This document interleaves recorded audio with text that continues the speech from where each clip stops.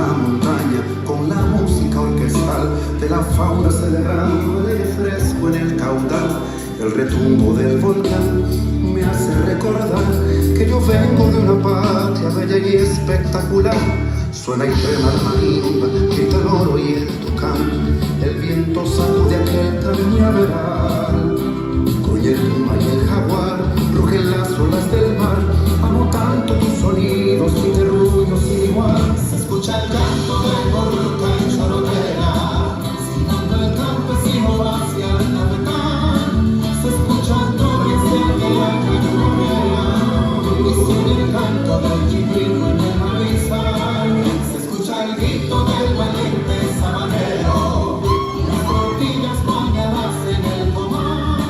Las cuerdas del mamón del primero son los sonidos que me dan identidad.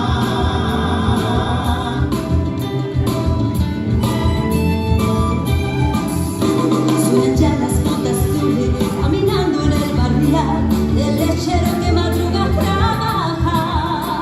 Suena la leche al caer en el balde a ordeñar. Suena el casco de los bueyes y la carreta al pasar. Canto del volcán Chorotega, silbando el campesino hacia el Navetán. Se escucha el torrencial de la cañonera y sigue el canto del chipirro en el marizal. Se escucha el grito del valiente sabanero y las tortillas bañadas en el comal. Las cuerdas del mamón del primero son los sonidos que me dan identidad.